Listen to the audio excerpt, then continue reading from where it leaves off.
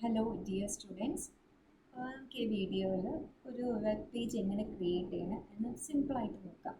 ഒരു web page create ചെയ്യുന്നത് എങ്ങനെയാണ്, ഒരു വെബ് പേജിനകത്ത് ഹെഡിങ് കൊടുക്കുന്നത് എങ്ങനെയാണ്, പാരഗ്രാഫ് കൊടുക്കുന്നത് എങ്ങനെയാണ്, ഹൈപ്പർ ലിങ്ക് കൊടുക്കുന്നത് എങ്ങനെയാണ്, ദെൻ ഡിഫറെൻറ്റ് ലിസ്റ്റ് എങ്ങനെയാണ് നമ്മൾ ആ വെബ് പേജിന് കൊടുക്കുന്നത്, ദെൻ ഇമേജ് എങ്ങനെയാണ് വെബ് പേജിൽ എംബഡ് ചെയ്യുന്നത്, ദെൻ HTML ദെൻ ടേബിൾസ് എങ്ങനെയാണ് ഒരു വെബ് പേജിൻ്റെ അകത്ത് ക്രിയേറ്റ് ചെയ്യുന്നത്, ഇത് ഇത്രയും നമുക്ക് നോക്കാം.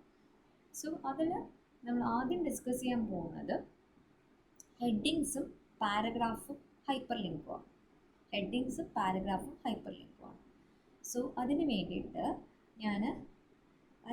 ഞാൻ ആദ്യം ചെയ്യുന്നതെന്ന് പറഞ്ഞു കഴിഞ്ഞാൽ കുറച്ച് സിൻടാക്സ് ഉണ്ട്. ഈ പറഞ്ഞ വെബ് പേജ് ക്രിയേറ്റ് ചെയ്യാൻ നമ്മൾ നോർമലി ഒരു ഗെയിം ഡെവലപ്പ് ചെയ്യാൻ, അല്ലെങ്കിൽ നമുക്കൊരു നോർമൽ ഒരു രണ്ട് നമ്പേഴ്സിന് സം കണ്ടുപിടിക്കുന്നത്, അങ്ങനെ സിമ്പിൾ പ്രോഗ്രാംസ് ഉണ്ടാവും. ആ ഓരോ പ്രോഗ്രാംസ് എന്ന് പറഞ്ഞാൽ പല പല ലാംഗ്വേജസിൽ നമുക്ക് ഇംപ്ലിമെൻറ്റ് ചെയ്തെടുക്കാൻ പറ്റും. C++, ജാവ, പൈത്തൺ അല്ലേ. അതേപോലെ തന്നെ നമ്മളുടെ ഈ വെബ് പേജ് ക്രിയേറ്റ് യൂസ് ചെയ്യുന്ന ലാംഗ്വേജാണ്, നമുക്ക് എല്ലാവർക്കും അറിയാം, HTML, that is hyper text markup language, A language used for creating the web page. അങ്ങനെ ആ HTML ഡോക്യുമെൻറ്റ് ക്രിയേറ്റ് ചെയ്യാൻ വേണ്ടിയിട്ട് കുറച്ച് സിൻടാക്സ് ഉണ്ട്. നോർമലി ഒരു HTML ഡോക്യുമെൻറ്റ്സിൻ്റെ അകത്ത് സെറ്റ് ഓഫ് ടാഗ്സ് ആണ് ഉണ്ടാകുന്നത്. TAGS. What is tag? Tag എന്ന് പറഞ്ഞാൽ നമുക്കറിയാം, ഓരോ ലാംഗ്വേജിനും അതിൻ്റെതായിട്ടുള്ള സിൻടാക്സ് ഉണ്ട്. ആ സിൻടാക്സ് വെച്ചിട്ട് എന്ത് ചെയ്യത്തുള്ളൂ, നമുക്ക് ഒരു ലാംഗ്വേജ് പ്രോഗ്രാം റിട്ടേൺ ചെയ്യാൻ പറ്റുള്ളൂ. അതേപോലെ തന്നെയാണ് ഇവിടെയും സെറ്റ് ഓഫ് ടാഗ്സ് യൂസ് ചെയ്യുന്നത്. അപ്പോൾ മനസ്സിലാക്കുക, ഈ ഓരോന്നിനും സെറ്റ് ഓഫ് ടാഗ്സ് യൂസ് ചെയ്താൽ മാത്രമേ നമുക്ക് HTML ഡോക്യുമെൻറ്റ് ക്രിയേറ്റ് ചെയ്യാൻ പറ്റത്തുള്ളൂ. ഓക്കെ, അപ്പോൾ അതിന് വേണ്ടിയിട്ട് കുറേ ടാഗ്സ് നമ്മൾ പഠിക്കേണ്ടതുണ്ട്. സോ ഫസ്റ്റ് അതിന് വേണ്ടിയിട്ട് ഞാൻ നോർമലി ചെയ്യുന്നത്, നമുക്കൊരു ടെക്സ്റ്റ് ഡോക്യുമെൻറ്റിൻ്റെ അകത്ത് നമുക്ക് ടൈപ്പ് ചെയ്യാം. ടെക്സ്റ്റ് ഡോക്യുമെൻറ്റിൻ്റെ അകത്ത് നമ്മൾ ടൈപ്പ് ചെയ്യുമ്പോൾ അതിൻ്റെ അകത്ത് എന്തൊക്കെ ടൈപ്പ് ചെയ്യണം എന്നുള്ളത് ആദ്യം മനസ്സിലാക്കേണ്ട കാര്യമാണ്.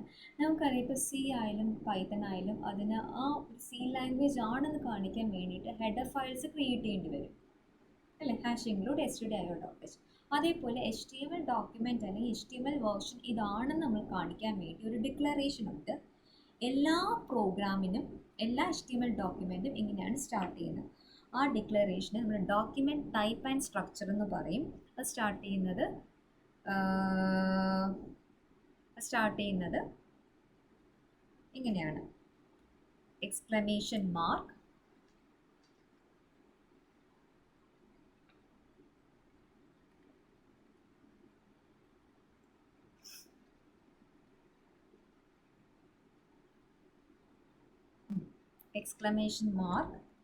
ഡോട്ട് ടൈപ്പ് HTML എന്ന് കൊടുക്കും. ഇതെന്താണെന്ന് പറഞ്ഞു കഴിഞ്ഞാൽ, ഞാൻ പറഞ്ഞു സെറ്റ് ഓഫ് ടാഗ്സ് യൂസ് ചെയ്തിട്ടാണ് HTML ഡോക്യുമെൻറ്റ് ക്രിയേറ്റ് ചെയ്യുന്നത്. സെറ്റ് ഓഫ് ടാഗ്സ് എന്ന് പറഞ്ഞാൽ it should be written within angle bracket. Angle ബ്രാക്കറ്റിൽ എഴുതുന്ന സാധനത്തിനാണ് ടാഗ് എന്ന് പറയുന്നത്. എല്ലാത്തിനും ഒരു ഓപ്പണിംഗ് ടാഗ് ഉണ്ടാവും, സ്റ്റാർട്ട് ടാഗ് ഉണ്ടാവും, എൻഡ് ടാഗ് ഉണ്ടാവും. ഓപ്പണിംഗ് ടാഗ് ഉണ്ടാവും, ക്ലോസിംഗ് ടാഗ് ഉണ്ടാവും. പക്ഷേ ഈ പറയുന്ന ഈ ഫസ്റ്റ് എഴുതുന്ന ഈ ഡിക്ലറേഷന് മാത്രം ഓപ്പണിംഗ് ടാഗ് മാത്രമേ ഉള്ളൂ, ക്ലോസിംഗ് ടാഗ് ഇല്ല. ഇപ്പം ഇതെന്ന് പറഞ്ഞാൽ ഇത് സ്പെസിഫൈസ് ദ HTML വേർഷൻ, ഏത് HTML വേർഷനാണ് യൂസ് ചെയ്യുന്നത് എന്നുള്ളതാണ് ഇത് സ്പെസിഫൈ ചെയ്യുന്നത്. ഈ ഡിക്ലറേഷൻ നമ്മൾ പറയുന്നത് browsers the document is HTML5 ആണെന്നുള്ളത്. സോ എല്ലാത്തിനും ഇത് കോമൺ ആണ്. അതിനുശേഷം വരുന്നത് HTML, it should be written within angle bracket. മനസ്സിലാക്കുക, എല്ലാ ടാഗും written within angle bracket. So HTML എന്ന് കൊടുത്തു. ഈ ഒരു ലൈൻ ഇൻഡിക്കേറ്റ് ചെയ്യുന്നത് start of the HTML document. This indicates the start of the HTML document. എല്ലാ കണ്ടൻസും ഈ ടാഗിൻ്റെ അകത്താണ് വരുന്നത്. ഓക്കെ, നമ്മൾ നോർമലി വോയിഡ് മെയിൻ്റെ അകത്ത് ബ്രേസ് ഓപ്പൺ ചെയ്യത്തില്ലേ, അതിൻ്റെ സെയിം ഇത് തന്നെയാണ് ഇത്. ഇതിനകത്ത് വോയിഡ് മെയിൻ്റെ അകത്ത് നമ്മൾ ബ്രേസസ് ഓപ്പൺ ചെയ്യും. അപ്പോൾ അതിൻ്റെ അതാണ് സ്റ്റാർട്ടിങ് HTML എന്ന് പറയുന്നത്. ഇതിൻ്റെ അകത്താണ് നമ്മൾ എല്ലാ ടാഗ്സും കൊണ്ട് ഇടുന്നത്. ഇനി ഇത് രണ്ടും എല്ലാത്തിനും കോമൺ ആണ്. അപ്പം ഇത് എന്തായാലും ഓപ്പൺ ചെയ്തു, അങ്ങനെയാണെങ്കിൽ എവിടെയെങ്കിലും ഇത് ക്ലോസ് ചെയ്യണം. അപ്പോൾ ഞാൻ ക്ലോസ് ചെയ്തു.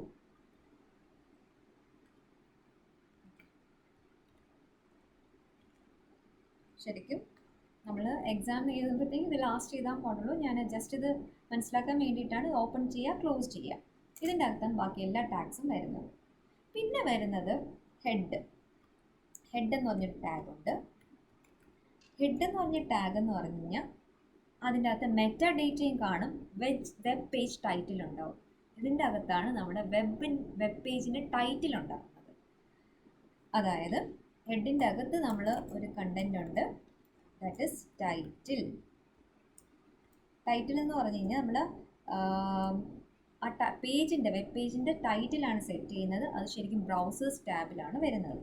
ഞാൻ സാമ്പിൾ വെബ് പേജ് എന്ന് ഞാൻ കൊടുത്തു, സാമ്പിൾ വെബ് പേജ് എന്ന് കൊടുത്തു. അങ്ങനെ ഈ ടൈറ്റിൽ അവിടെ എൻഡ് ചെയ്യാണ്. എൻഡ് ചെയ്യുകയാണെങ്കിൽ നമ്മൾ എന്ത് ചെയ്യണം? ടൈറ്റിൽ ക്ലോസ് ചെയ്യണം, ടാഗ് ക്ലോസ് ചെയ്യണം. ടാഗ് ക്ലോസ് ചെയ്യണം എന്നുണ്ടെങ്കിൽ നമ്മൾ ചെയ്യേണ്ട സെയിം തന്നെ സ്ലാഷ് ടൈറ്റിൽ നിന്ന് യൂസ് ചെയ്യാം. ഓക്കെ, അപ്പോൾ ഓപ്പണിംഗ് ടാഗ് എന്ന് പറയുമ്പോഴത്തേക്കും ഒരു ടൈറ്റിൽ നിന്നാണ് പേരെങ്കിൽ ക്ലോസിംഗ് ടാഗിൽ എൻഡ് ടാഗ് എന്ന് പറഞ്ഞു കഴിഞ്ഞാൽ സെയിം നെയിം തന്നെയാണ്, അതിന് തൊട്ട് മുന്നേ സ്ലാഷ് ഉണ്ട്. സോ ടൈറ്റിലിൻ്റെ സ്റ്റാർട്ട് ടാഗ് എന്ന് പറഞ്ഞാൽ ഇതാണ്, ടൈറ്റിലിൻ്റെ എൻഡ് ടാഗ് എന്ന് പറഞ്ഞാൽ ഇതാണ്. ഓക്കെ, അപ്പോൾ ഞാൻ ഇത് മാത്രം കൊടുക്കും. ഇനി നമ്മൾ ഹെഡ് ടാഗ് ഇവിടെ വെച്ച് തീരുവാണ് അല്ലേ. അപ്പോൾ ഹെഡ് ടാഗ് ഞാൻ എന്ത് ചെയ്യാം? ഇവിടെ വെച്ച് ക്ലോസ് ചെയ്യാം. കാരണം ഹെഡ് ടാഗിൻ്റെ അകത്ത് ഇത്രയേ ഉള്ളൂ. ഇത് ഞാനൊന്ന് സേവ് ചെയ്യുവാണേ.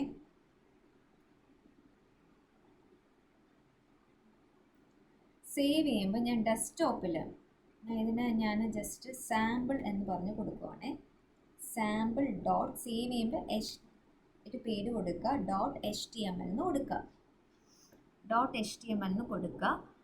എന്നിട്ട് ഞാൻ ഡെസ്ക്ടോപ്പിലാണ് സേവ് ചെയ്യുന്നത്. ഓക്കെ, അത് ഇവിടെയാണ് സേവ് ചെയ്യുന്നത്.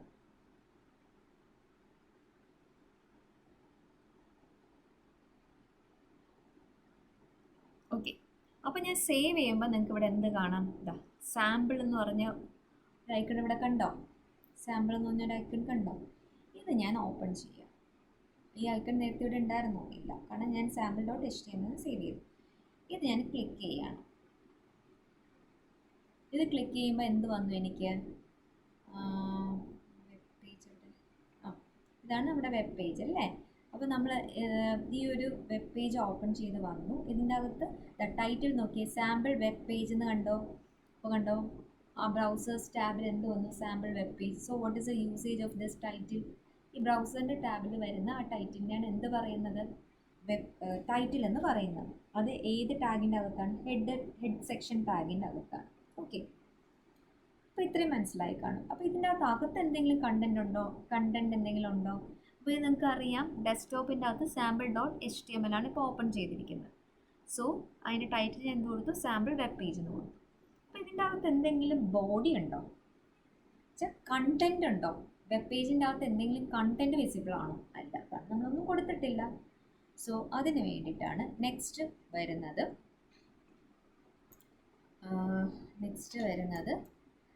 Body, BODY. അപ്പോൾ മനസ്സിലാക്കേണ്ട ഒരു കാര്യം എന്ന് പറഞ്ഞാൽ എല്ലാ HTML ഡോക്യുമെൻറ്റിലും ഇത്രയും കോമൺ ആണ്. ഈ സാമ്പിൾ വെബ് പേജ് എന്നുള്ള പേര് നിങ്ങൾക്ക് ഇഷ്ടമുള്ള കൊടുക്കാം.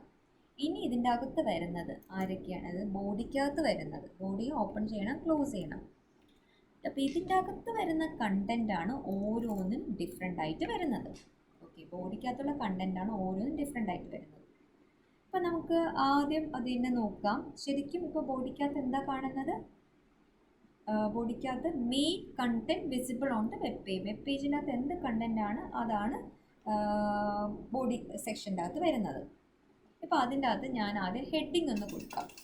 ഹെഡിങ് കൊടുക്കാൻ വേണ്ടി നമ്മൾ യൂസ് ചെയ്യുന്നത് ഒരു ടാഗുണ്ട്, H1 ടാഗാണ്. H1 ടാഗ് ഞാനൊരു പേര് കൊടുക്കുന്നു. ജസ്റ്റ് ഹെഡിങ് ഞാൻ കൊടുക്കുവാണ്. ഹെഡിങ് STIST ഞാൻ കൊടുത്തു. ദെൻ ഞാനത് ക്ലോസ് ചെയ്യുന്നു. ഓക്കെ, ക്ലോസ് ചെയ്യുന്നു. ഞാൻ ഇനി സേവ് ചെയ്യുകയാണ്. ഞാൻ Ctrl+S കൊടുത്ത് സേവ് ചെയ്യുന്നു. ഇതിനെ ജസ്റ്റ് ഒന്ന് റിഫ്രഷ് ചെയ്യുന്നു. ഓക്കെ, റിഫ്രഷ് ചെയ്യുന്നു. അപ്പോൾ റിഫ്രഷ് ചെയ്തപ്പോൾ എന്താ വന്നത്? കണ്ടോ, STIST എന്ന് വന്നു. അതൊരു ഹെഡിങ് ആണ്. ഹെഡിങ് ടാബ് ഇൻഡിക്കേറ്റ് ചെയ്യുന്നത് H1. ഇനി ഞാൻ വേറെ ഒരു ഹെഡിങ് കൊടുക്കുവാണേ, H2 ഫസ്റ്റ് ഇയർ എന്ന് കൊടുത്തു.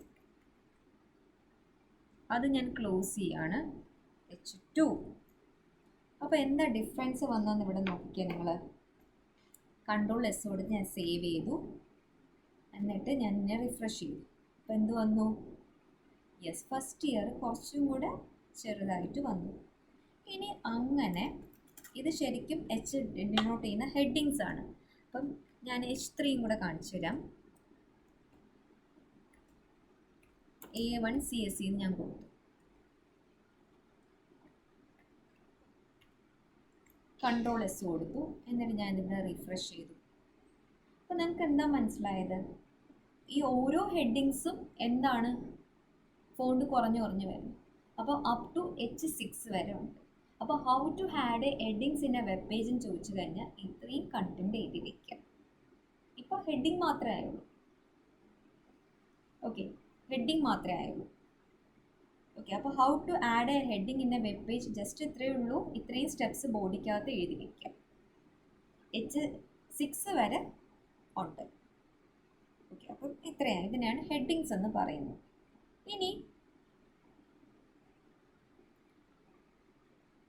അപ്പം ഹെഡിങ്സ് എത്രയേ ഉള്ളൂ. ഇനി നമുക്ക് എന്താണ് പാരഗ്രാഫ് എന്നുള്ളത് നോക്കാം. പാരഗ്രാഫ് എന്ന് പറയുമ്പോഴത്തേക്കും നമ്മൾ യൂസ് ചെയ്യുന്നത്, ഇത് ഞാനൊന്ന് ഡിലീറ്റ് ചെയ്യാണ്, എന്നിട്ട് ഞാനൊന്ന് സേവ് ചെയ്ത് റൺ ചെയ്ത് കഴിഞ്ഞാൽ എന്താണ്, ബോഡിക്കകത്ത് എന്തെങ്കിലും നമ്മളിവിടെ കൊടുത്തിട്ടുണ്ടോ? ഇല്ല, അതാണ് ഇവിടെ ബ്ലാങ്ക് ആയിട്ട് കാണിക്കുന്നത്. ഇനി പാരഗ്രാഫിൽ ഞാൻ യൂസ് ചെയ്യുന്നത് P ആണ്. ഹെഡിങ്ങിന് ഞാൻ യൂസ് ചെയ്യുന്നത് H1, H2, H3 H6 വരെ. പാരഗ്രാഫിന് ഞാൻ യൂസ് ചെയ്യുന്നത് P ആണ്. ഇപ്പോൾ വിത്തിൻ ആൻഗിൾ ബ്രാക്കറ്റിൽ ഞാൻ P കൊടുത്തു, എന്നിട്ട് ഞാൻ ഇങ്ങനെ കൊടുത്തു, this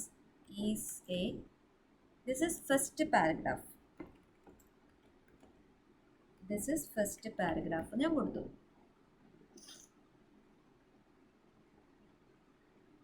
This is first paragraph എന്ന് കൊടുത്തു. എന്നിട്ട് ആ പാരഗ്രാഫ് ഞാൻ ക്ലോസ് ചെയ്തു. സോ P വന്നു. ഇനി ഞാൻ ഒന്ന് സേവ് ചെയ്ത് Ctrl+S കൊടുത്ത് ഞാൻ സേവ് ചെയ്ത് ഇതൊന്ന് റിഫ്രഷ് ചെയ്ത് നോക്കാം. റിഫ്രഷ് ചെയ്തപ്പോൾ അവിടെ എന്ത് വന്നു? റിഫ്രഷ് ചെയ്തപ്പോഴത്തേക്കും ദിസ് ഈസ് ഫസ്റ്റ് പാരഗ്രാഫ് എന്ന് വന്നു. ഓക്കെ, എന്നിട്ട് ഞാൻ ഇതിൻ്റെ കൂടെ ദിസ് ഈസ് സെക്കൻഡ് പാരഗ്രാഫ് എന്ന് ഞാൻ കൊടുത്തു. Okay, this is second paragraph എന്ന് കൊടുത്തു. ഞാനത് സേവ് ചെയ്തിട്ട് റൺ ചെയ്തു. അപ്പോൾ എന്താ വന്നത്? ആ സെയിം ലൈനിൽ ദിസ് ഈസ് പാരഗ്രാഫ്. കാരണം P ഇവിടെയാണ് സ്റ്റാർട്ട് ചെയ്തത്, P ഇവിടെയാണ് എൻഡ് ചെയ്തത്. സോ ഇത് ഒറ്റ പാരഗ്രാഫായിട്ട് എടുക്കും. ക്ലിയർ? ഒറ്റ പാരഗ്രാഫായിട്ട് എടുക്കും. ഇതെനിക്ക് വേറെ പാരഗ്രാഫായിട്ട് എടുക്കണം എന്നുണ്ടെങ്കിൽ ഞാൻ അവിടെ തൊട്ട് മുന്നേ എന്ത് യൂസ് ചെയ്യണം? BR യൂസ് ചെയ്യണം. BR യൂസ് ചെയ്യണം. സോ ഇനി നമുക്ക് നോക്കാം. തൊട്ട് മുന്നേ ഞാൻ എന്ത് യൂസ് ചെയ്തു? BR യൂസ് ചെയ്തു. അപ്പോൾ പാരഗ്രാഫാണ്, പക്ഷേ ഇത് ഫസ്റ്റ് ലൈനിന് ശേഷം ഒരു ബ്രേക്ക് കൊടുക്കുക, എന്നിട്ട് എന്ത് ചെയ്യണം? ബ്രേക്ക് കൊടുക്കുക, എന്നിട്ട് ദിസ് ഇസ് സെക്കൻഡ് പാരഗ്രാഫ് കൊടുക്കുക. ഇങ്ങനെ കൊടുത്താൽ അടുത്തടുത്ത പാരഗ്രാഫായിട്ട് വരും. ഇല്ലാന്നുണ്ടെങ്കിൽ അത് ഒറ്റ പാരഗ്രാഫിൽ വരും. അതായത് ഇപ്പം BR ഞാൻ ഇവിടെ കൊടുത്തില്ല, എന്നിട്ട് ഞാൻ വീണ്ടും ടൈപ്പ് ചെയ്യാണ്, ദിസ് ഇസ് തേർഡ് പാരഗ്രാഫ്, അല്ല, ദിസ് ഇസ് ഫസ്റ്റ് പാരഗ്രാഫ്. എന്നിട്ട് ഞാൻ അതിൻ്റെ അകത്ത് ജസ്റ്റ് ടൈപ്പ് ചെയ്യുവാണ്, contains details about the college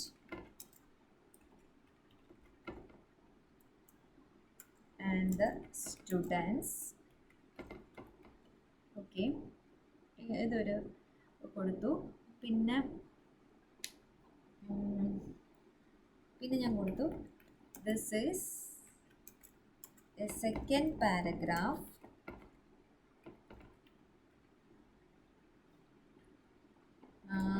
contains about the details of A1CSE students ഇത്ര ഞാൻ കൊടുത്തു. ഇത് ഞാൻ ഈ ജസ്റ്റ് ഒന്ന് റൺ ചെയ്ത് നോക്കാം എങ്ങനെ വരും നോക്കാം. കൺട്രോൾ എസ് ഞാൻ അടുത്ത് സേവ് ചെയ്തു എന്നിട്ടാക്കി. അപ്പോൾ നമുക്ക് ഇവിടെ എന്താ വന്നത് നോക്കിക്കേ. ഇങ്ങനെ കൊടുത്തപ്പോൾ എന്താ വന്നത്? എല്ലാം ഒറ്റ സെൻറ്റൻസ് ആക്കി വന്നു. ഇതെല്ലാം ഒറ്റ പാരഗ്രാഫിൽ കിട്ടി വന്നു. പക്ഷേ എനിക്കിത് സെക്കൻഡ് പാരഗ്രാഫായിട്ട് വേണ്ടേ? അപ്പം അതിന് വേണ്ടിയിട്ട് എവിടെ തൊട്ട് എനിക്ക് സെക്കൻഡ് പാരഗ്രാഫ് വേണ്ടത്? This is A second paragraph. അപ്പോൾ അതിന് തൊട്ട് മുന്നേ ഞാൻ എന്ത് യൂസ് ചെയ്യണം? BR യൂസ് ചെയ്യണം. എന്നിട്ട് ഞാൻ കൺട്രോൾ എസ് കൊടുത്ത് സേവ് ചെയ്തിട്ട് റൺ ചെയ്ത് നോക്കാം. ഇപ്പം എന്ത് വന്നു? നോക്കിക്കേ. This is first paragraph contains details about the college and the students. ഇത്രയും വന്നു. എന്നിട്ടൊരു ബ്രേക്ക് കൊടുത്തു. അപ്പോൾ ദിസ് ഈസ് ബാക്കിയെല്ലാം എന്ത് വന്നു? സെക്കൻഡ് പാരഗ്രാഫായിട്ട് വന്നു. ഒന്നുകിൽ ഇങ്ങനെ കൊടുക്കാം, ഇല്ലാന്നുണ്ടെങ്കിൽ നമ്മൾ ചെയ്യേണ്ടത് BR മാറ്റിയിട്ട് എന്ത് ചെയ്യണം? ഇവിടെ ആ പാരഗ്രാഫ്, ഇത് ഒരു പാരഗ്രാഫ് അല്ലേ, ആ പാരഗ്രാഫ് ഞാനിവിടെ എൻഡ് ചെയ്യണം. അപ്പം ഇത് ഫസ്റ്റ് പാരഗ്രാഫ് എന്നുള്ള രീതിയിൽ ഇവിടെ എൻഡ് ചെയ്തു. ഇത് സെക്കൻഡ് പാരഗ്രാഫ് എന്നുള്ള രീതിയിൽ പുതിയ P സ്റ്റാർട്ട് ചെയ്യണം. ഓക്കെ, അപ്പം ഇത് ഇത്രയും എന്ത് വരും? ഒരു പാരഗ്രാഫിൽ വരും. ഇത് ഇത്രയും ഒരു പാരഗ്രാഫിൽ വരും. ഓക്കെ, അപ്പം ഞാൻ സേവ് ചെയ്യാം എന്നിട്ട് റൺ ചെയ്ത് നോക്കാം. അപ്പം ജസ്റ്റ് എന്താ വന്നിരിക്കുന്നത്? അടുത്തൊരു പാരഗ്രാഫിൽ. സോ ഇതാണ് എന്തെന്ന് പറയുന്നത് പാരഗ്രാഫിൻ്റെ. അപ്പോൾ ഒരു ഹെഡിങ്സ് എങ്ങനെയാണ് നിങ്ങളുടെ വെബ് പേജിൽ ഇൻസേർട്ട് ചെയ്യണം, അല്ലെങ്കിൽ പാരഗ്രാഫ് എങ്ങനെയാണ് ഇൻസേർട്ട് ചെയ്യുന്നത് എന്നുള്ളൊരു കോൺസെപ്റ്റ് കിട്ടിക്കാണുമല്ലോ. ഇനി നമുക്ക് ഒരു